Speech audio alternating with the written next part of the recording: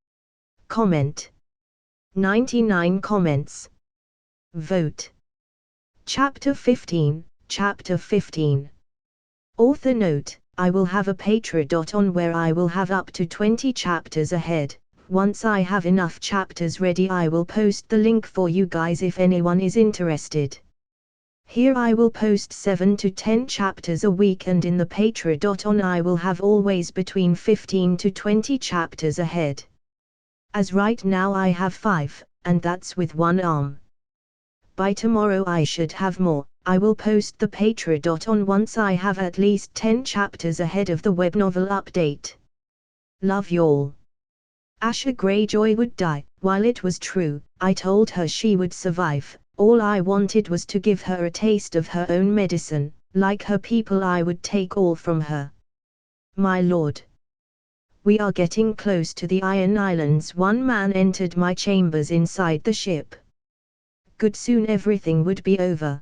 They are to blame, forcing me to play the game. I never wanted to play the game, but if I have to play it, I will play it like a pro. Asha was practically mute after I showed her one of my abilities, and I can hardly blame her. This was what I intended, to show her the meaning of true fear before taking everything. One would think you would be more happy. After all, I am taking what is yours with the iron price. Isn't that what your culture teaches? I laughed, but even that didn't bring a reaction from her. She just stared at the floor. It seems all her snark and potty mouth died with her spirit. I stood outside my chamber, and I could already see the ships of the Ironborn, the massive navy, but unfortunately for them, I had ordered my army of Krakens to stop anyone from leaving. Making the strongest navy force in Westeros nothing but a fancy decoration. But they still had a big army, over 20,000 men. That was if they had the time to call all their banners, and they didn't. The Greyjoys would fight me mostly alone, and then I would force the other houses in the Iron Islands to submission or oblivion. Or maybe I would kill them all, who knows. All I knew for sure was that the Iron Islands would be mine, whether they liked it or not. My lord. We are to arrive at the coast in 2 hours, a soldier said, approaching me. In 2 hours, and my men, my battle bears and Krakens would unleash their wrath upon the bastards ruling the Iron Islands. Thanks, go back to your post, and tell the men to be ready. I nodded. Soon, very soon, I would have a seat in the game. I didn't even want to play. I didn't want the throne. I didn't want to play this stupid game, but I was forcefully invited, and I am afraid that unlike the Honorable Ned Stark, I was a ruthless player. Sansa Stark POV. He left me again, to fight once again. Why did he have to leave me? I am to be his wife, shouldn't he be with me? I'm afraid he would die. Mother was right, men are stupid when angry. Please keep him safe. I prayed to the gods to help him. Why was I so worried? Was this love? He was undoubtedly charming and caring, playful and funny. He wasn't the prince I had always imagined, but he was everything a woman would dream of. I wanted him to be by my side. Perhaps this was love. All I know is that I wanted him here, be it love or not. Ned Stark POV. I couldn't stop him. He had already sailed to the Iron Islands. We need to go to Bear Island, I informed my men. Ned, love, we have to bring Sansa with us. She is no longer safe there, Cat, my wife said with a worried tone. She is to be his wife, Cat. I refused to think the young lord would die, but that's what we were expecting. She can't marry a dead man. Cat was scared they would kidnap Sansa and hurt her. She can't. I nodded in agreement. The young lord might have had the reason for his attack, but he didn't think things through. Tywin Lannister POV.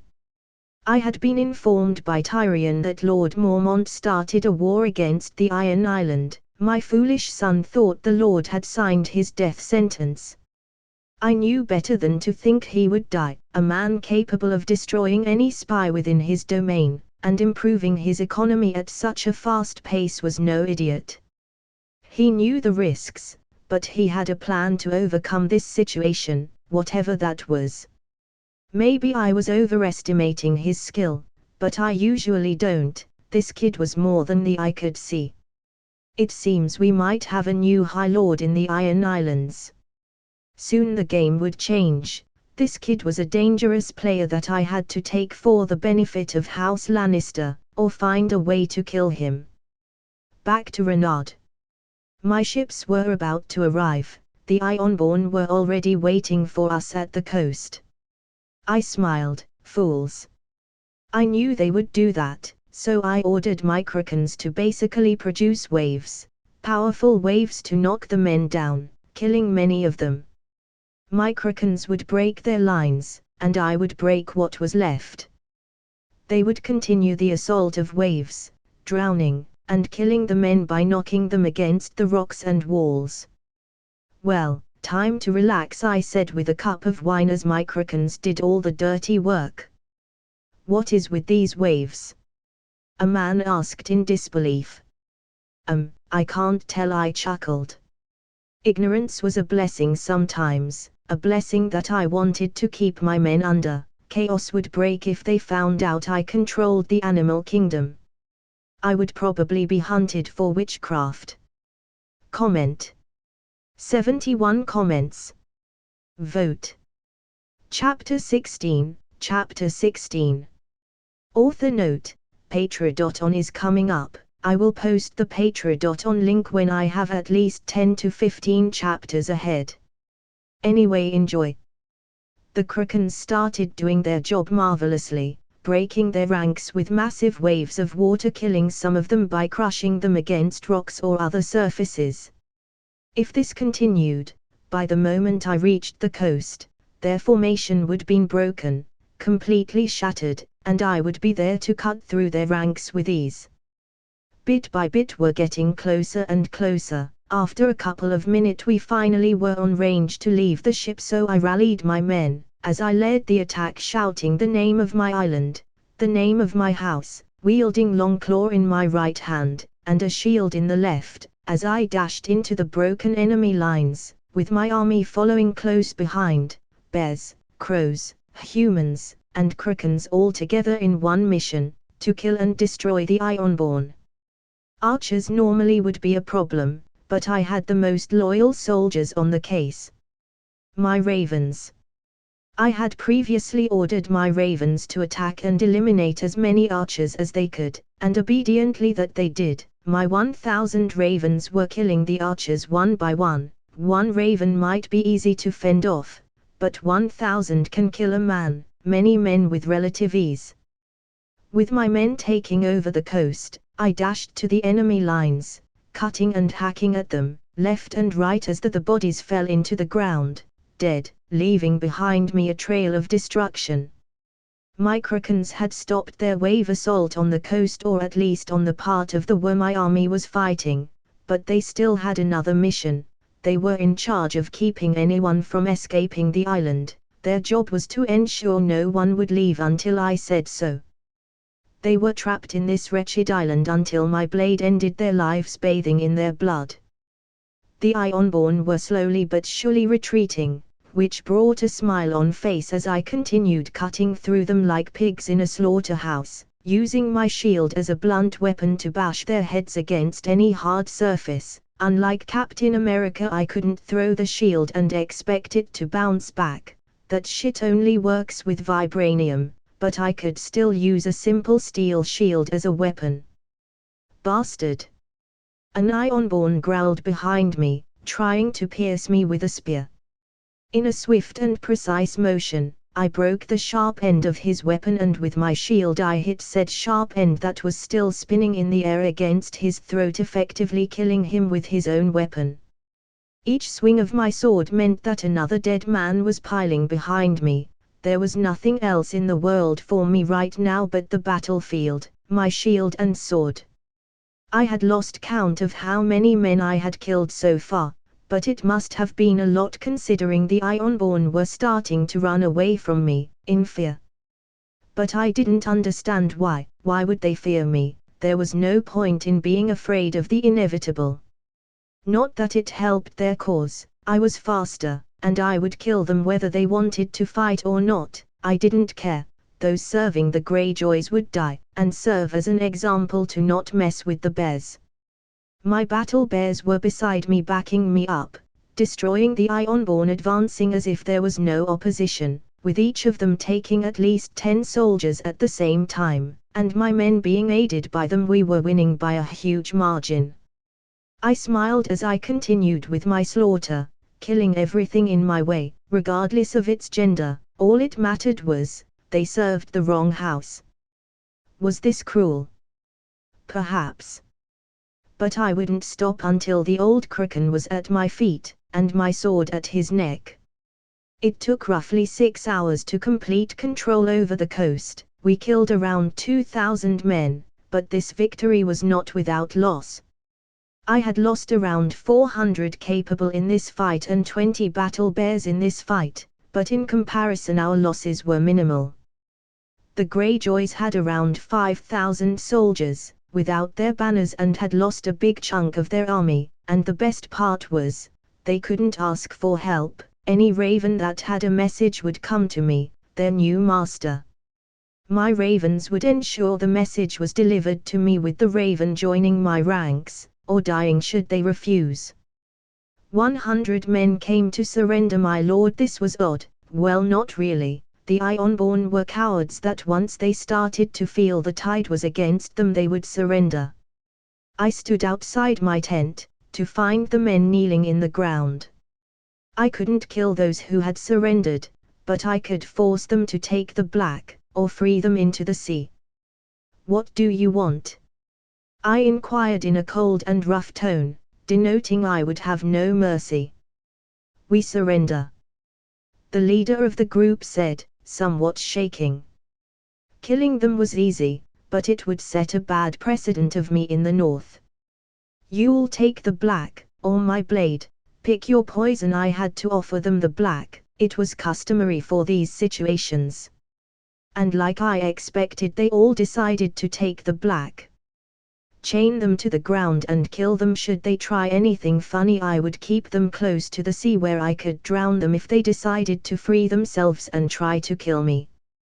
With this ordeal over, I walked back into my tent to plan my strategy. So far I had ordered my ravens to kill any scout, archers or men they could find outside the castle. 1,000 ravens, one was a bother, but 1,000 fighting together was quite effective. Dying by 1,000 pecks was truly a gruesome and painful death, but it was effective nonetheless. While they weren't exactly accurate for assassination missions, they were super useful for these types of scenarios. They were basically piranhas in the sky. With them clearing the area alongside my bears, I had quite the special task force. As for now, they were the only ones outside, killing anything and anyone they saw with a weapon. Asterisk status update. We have killed 182 men and we have lost 10 brothers. Asterisk a raven flew into my tent, his beak and wings covered in traces of blood.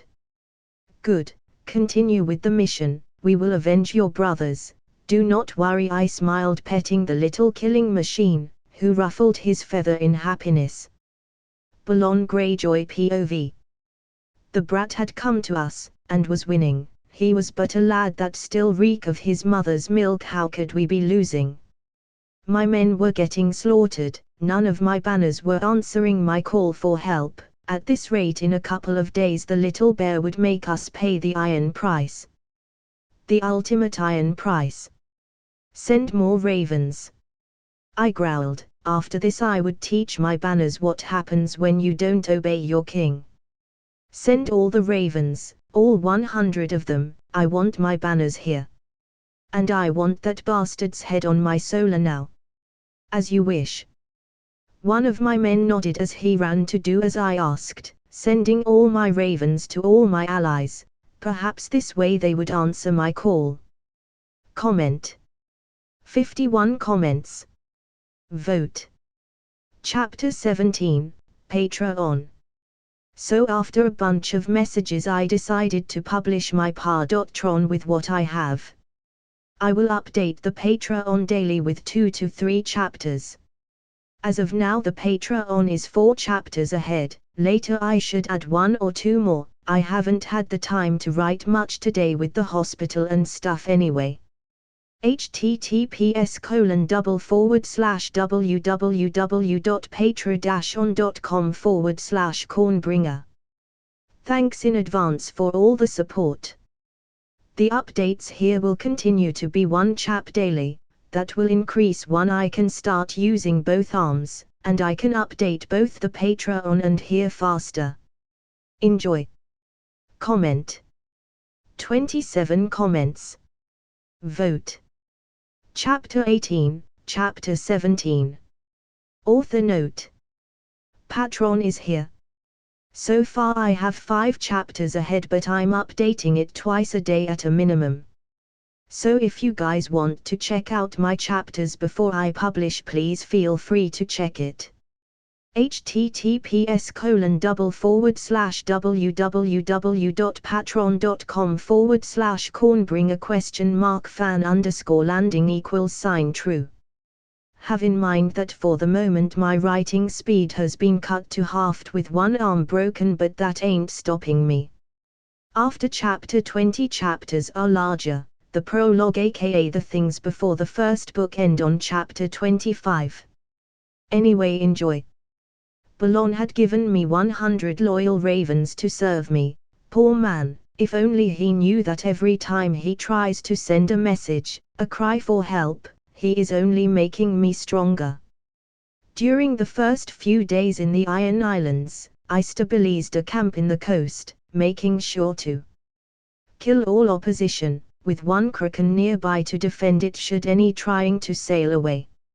So after quite a significant amount of planning, it was time to move forward. It was time to claim the Salt Throne for me, and I would take immense satisfaction in doing so. It would be the ultimate poetic justice for what his people had done. They took everything from others, and now I would take everything from them. My Raven squad were still on their rampage, killing man by man. They really have earned their corn by this point. The screams of pain filling and thundering inside the island, bringing terror and despair to my enemies and allies alike, mostly because my allies didn't know those screams were a product of my own making. It was time to take what was mine. In the end I had resolved to not kill all the Ironborn in the Iron Islands, just the Greyjoys, the ruling house and those who follow them, but I would allow the other houses to kneel and pledge their life to me, or die. I knew this blind loyalty I wanted from them was not easy to obtain, so I had a plan to make them follow me. When faced against crazy psychopaths that kill, steal and rape for a living, that also happen to be incredibly religious, there is only one option: make them believe you are the chosen one by their god. And with my krakens I would make them believe their god chose me. If I played my cards correctly and they were as stupid as I thought, I would get around 15,000 soldiers, loyal ones. There was always the case they didn't fall in line or didn't stay loyal. In that case killing them would be easy. In the sea I was a force to be reckoned with. My krakens made me the best in this battle environment, so if they ever betrayed me, I would drown their men and families under my thumb. The castle is right ahead, my lord. I see. Start your formation, I ordered them. My bears divided between my 3 squadrons, attacking from all directions, making a triangle, while thinning my army would usually be bad. With this I would. Let's show these krakens why you don't mess with the bears, I shouted, rallying my men up. My men shouted in agreement. Morale was high thanks to how much we were crushing them. Ned Stark POV. I arrived at Bear Island with Cat and some of my men. We wanted to take Sansa with us, in case the worst came to happen, but we found a problem. I apologize, Father, but I won't leave. Sansa didn't want to leave, she wanted to stay. Sansa, we are doing this for your own good. Cat countered angrily, you are not married yet, this is not up for discussion. I know he will come back. Songza said, trailing off, was my little she-wolf in love. The last raven we got from him said they took control over the coast. Mage offered, in disbelief, like her I couldn't understand how he was winning. He is winning? Cat inquired, as if she was just lied to. It seems Mage nodded. Songza, if something were to happen to him, he would want for you to be safe. I said, I honestly believed he would. He started this war with the Greyjoys for her.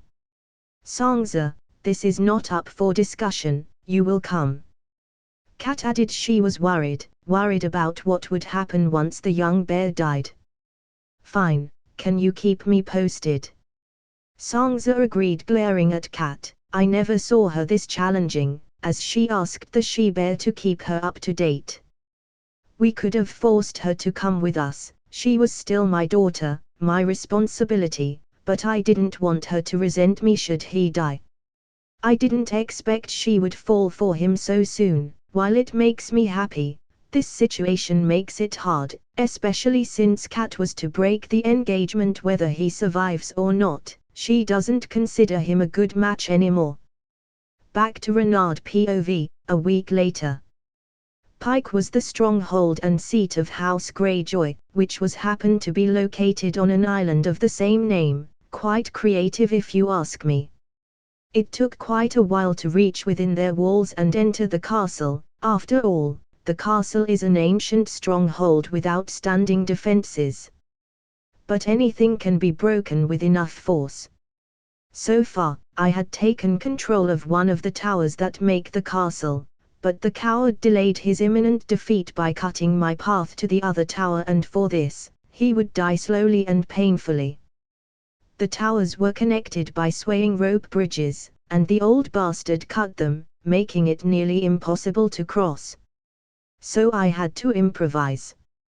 I put some of my men to make wood bridges with the wood we had collected in the first tower to cross the breach, while my raven swarm killed any men stepping out to shoot arrows at us. Message. Lady Stark wants to break the engagement. Lord Stark does not. One of my ravens in Winterfell came, so it seems they took Songza.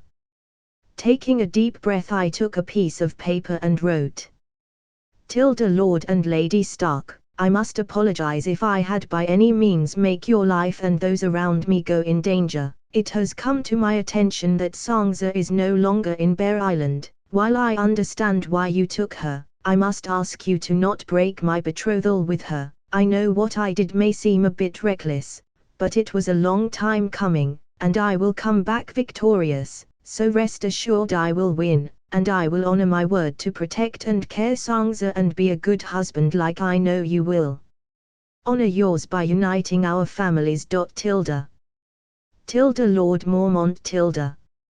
Well, with that and appealing to his idiotic honor side, he would keep his word and would put a stop to his wife. Seriously, that woman is despicable. Sir, we have one of the bridges ready. One of my men entered the room. Be sure to check it. It needs to be able to withstand many bears and men. If I fall, I will climb back just to kill you, I joked, but the poor guy took it to heart and ran away to test the bridge. Oh yeah, as a lord everything I said is in a literal sense, I chuckled. If my calculations were corrected, the old Kraken had around 500 men inside the other tower. I still had above 60% of my army, including my bears and ravens. The bridge is solid, the bears are walking back and forth, the same man said again. Very well, I will go first, I nodded as I approached where the bridge should be. The breach between towers was large, and the fall was big. I still haven't put the bridge, my lord, the man said. I don't need it, but be sure to put it, I smiled as I took off running at full speed, using all my super soldier juice to jump to the other side, landing on one knee on the other side. Holy! The man said in awe. Stop staring at me and put on the damn bridge. I commanded as I entered the other tower. The man nodded. Comment.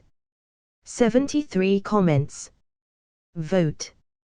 Chapter 19, Chapter 18. Author note: what up guys? Here with another update. If you want to see my unreleased chapters, go my Patreon and enjoy. https://www.patreon.com/cornbringer, fan_landing equals true. Anyway, enjoy. The men inside the other tower were scattered, but it didn't matter much. I was on an assassination mission. The old Kraken would be mine, and I would end this, once and for all. Someone go, dash they never learn. Shouting before getting their weapon out is a bad idea. I continued running through the castle, killing men and avoiding large groups that could have a chance to overwhelm me as I advanced to Ballon's chambers. In front of the door leading to the hallway that led to the man I wanted to kill, there were a couple of guards, defending the old rat. There was no avoiding this, so I stood out of the shadows and whistled at them, getting their attention. "So you guys wanna die now, or when my army crosses to this tower?" I asked, expecting my men to be getting over here any time soon. My question wasn't as humorous to them as it was for me, and soon enough, I had every single one of them attacking me. I cut the first man's throat with a long claw while I brutally bashed another man's head against the wall, splattering his brain matter all over the wall. I jumped doing a flip in the air, dodging a spear going for heart, and decapitated the guy. Killing the 3 guards, defending the door. "You know, I think this world has seriously messed me up," I chuckled. Killing was just a part of my life these days. I was so numb to this shit. I opened the door leading to the hallway that would guide me to the old bastard in the castle. On the other side, I immediately noticed there were around a dozen soldiers patrolling a single entrance. If my raven were correct, the old bastard was there, so with nothing else to do, I charged out into them. Killing the fist Ironborn in my way before he could even react, stabbing him in the heart with long claw. He yelled out in pain, coughing blood as he fell to the floor dead. Bastard! An angry Ironborn tries to attack me. But I dodged the attack, taking a single step to the side, and with one quick swing of my blade, I severed his head effortless from his body, splattering his blood on the castle walls. The next 3 soldiers rushed to attack me, but I ducked under the first attack, dodging it and pushed my sword through his neck, killing him. I blocked the next attack with my shield, and using the momentum I bashed the next man head to the wall with enough force to pop it like a water balloon. With him done for, I turned to kill the last of the guy in front of me, but a crossbow bolt flies into the back of my leg, stopping me, making me flinch in mild pain.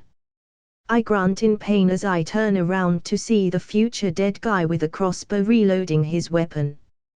Taking this chance, the Ironborn close to me tried to attack me with his spear, but even with a crossbow bolt on my leg, I outmaneuver him, disarming him and killing him with his own weapon.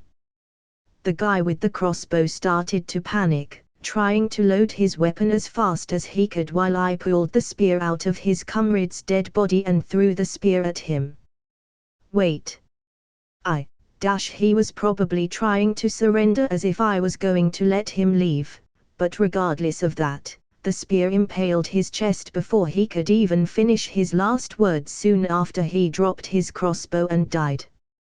"Motherfucker, that hurt," I grunted as I took the bolt out. "That's gonna be an inconvenience for about 2 hours. I immediately turned my attention to the shaking remaining soldiers, who were too afraid to approach. I dashed towards the remaining Ironborn protecting the old Kraken and cut one of them in the throat. He falls to the floor dead, not wanting to waste any more time. I push up, killing 2 more before they can even react. Not wanting to lose any more time, I spun around using the momentum to swing my blade and cut through all of them, decapitating 5 soldiers in one motion.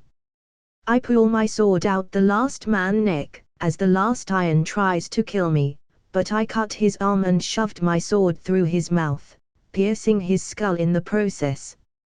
Well, the wound didn't make me any less efficient, I said, stretching my leg, but I need to be more careful. One of these days the bolt will go a little bit higher. Finally, after all this shit, there I was in front of the door where the salt throne was patiently waiting for me. With a sigh, I kicked the door wide open, as I entered. Hello. I entered the throne room, trying to make an epic yet threatening entrance, but I was greeted by Balon shooting his crossbow at me. I simply dodged the bolts as I approached him. Do you really think that's going to work? If so, this is sad. Fucking brat. Balon shouted, grabbing his sword, and running towards me, or trying to. He was struggling to move fast. I bashed my shield against his arm, breaking it and making him drop his blade. You lost, I sighed. My men should be entering the tower right now, killing your remaining forces. I won. Fuck. Balon tried to insult me, but I slapped him so hard he lost half of his teeth. I guess this is where Asha gets her potty mouth, I chuckled as I pulled out Longclaw. Normally, I would love to talk more, but I have better things than to waste my time with a piece of shit. So goodbye, I said as I stabbed him in the kidney area, to ensure his last moments to be as painful as possible. Ouch! Balon shouted in agony, as I left him there, walking to his throne, sitting, waiting for my men to arrive.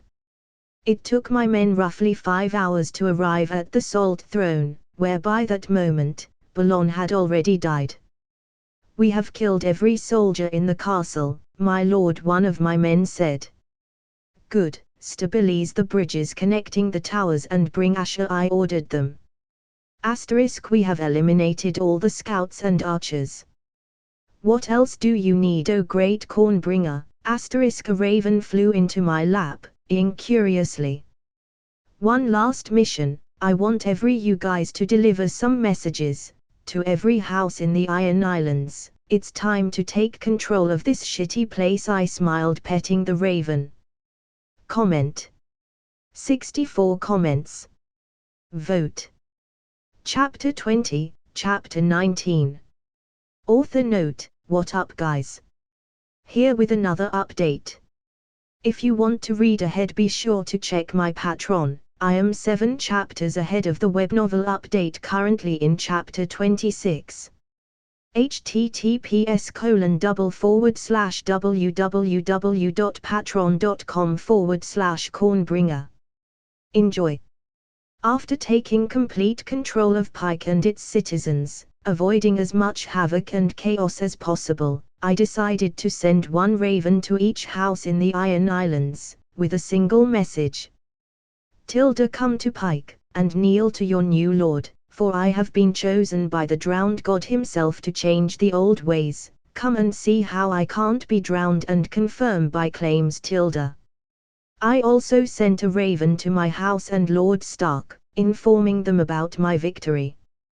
Dear aunt, I sent this message to inform you, I have won. I have taken control over Pike, and as you read this, I'm taking control of the Iron Islands as a whole.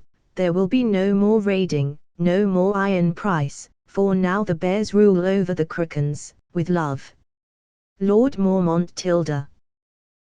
Lord and Lady Stark, I happily inform you that the Iron Islands are mine. I have taken control over Pike, and as you read, the lords of the Iron Islands are coming to pledge their loyalty and banners to me. Once this all over, I will go to Winterfell and pick up Sansa. I will ensure there is no more raiding or anything of the sort. I will eliminate the old ways the Ironborn believe in. May our families be united through blood, love and honor. Lord Mormont. I knew I was playing dirty by using his honor to keep our betrothal, but considering they are the only house I mildly trust and I didn't want Sansa to go over all the shit she went in the series, I had to do it. Now it was time to wait. I was sure the lords in the Iron Islands would come with their army to take me down, but that was part of the plan. I would prove to them that their so-called god chose me. How? By having a Kraken raise me above the sea. this would make them kneel in admiration or shit their pants, one of the two. You won, just let me leave and I won't bother you ever again, Asher said weakly. I did say I was going to let you live, but only long enough for you to understand how fucked you are. I smiled as I cut her chains. Take a boat and leave. This was my last act. I would take everything from her, the last thing a human loses, hope. I led her to the coast where she took a boat and sailed. For a moment she thought she had escaped, for a moment she felt relieved, for a moment she felt hope. That was until a kraken pulled her deep into the sea, eating her. I have stolen everything from you, your house, your dignity, your hope, I chuckled as I walked back to the castle. 1 month later. It took 1 month for all the Iron Lords to come, their ships and armies approaching, threatening to end my life. Everything was going as planned. I would use their fate to my advantage. I was in the sea, on a ship alone, waiting to meet them alone, with my krakens close by. Just when they were close enough, just when I was sure they all could see me, I jumped into the water as the kraken destroyed my ship. In a dramatic setting, the Ironborn started to panic. I smiled as I waited underwater, and just when I was sure they felt how fucked they were, I ordered the kraken to rise me above the water and their ships gently, as I stood on one of his tentacles. It was time for the religious scam of the century. I am the chosen one. The drowned god chose me to lead the Ironborn. Who here doubts of this? I shouted as the Ironborn stared at me in disbelief. Eventually they started chanting in approval, as they knelt before me. I had succeeded in my mission. The Iron Islands were mine. I had lost a lot men, but I had won 15,000 soldiers and the greatest navy in Westeros. With a smile of satisfaction on my face, I ordered the kraken to gently put me on one of my newly acquired ships. Let's go to Pike, I ordered, and the Ironborn obeyed.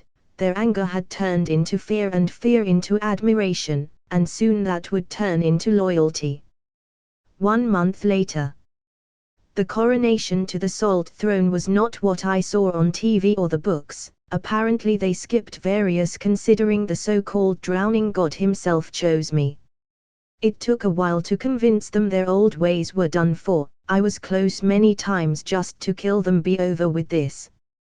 But I decided to be more rational. After a while, I made them understand that with my guidance we could be rich without stealing, without raiding. The new rules of the Iron Island were clear. They were basically the antithesis of their old ways. Let me make one thing clear, my lords, if any of you break my rules, I will kill your family, friends and anyone serving under you.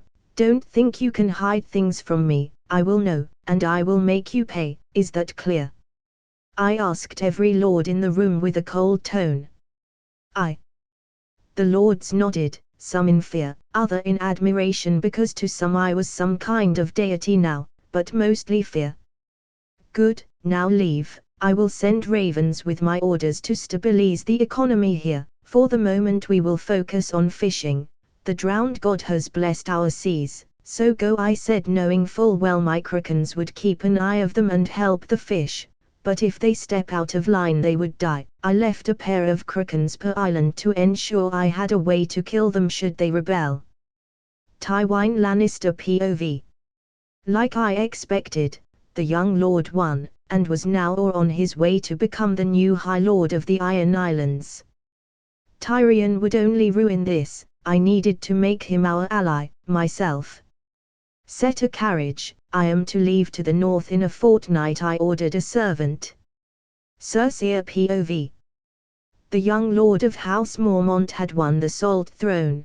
To protect his future wife, men are pathetic. Anything with tits will drive them to war. He will by now be a High Lord, Jaime smiled, pouring me a cup of wine.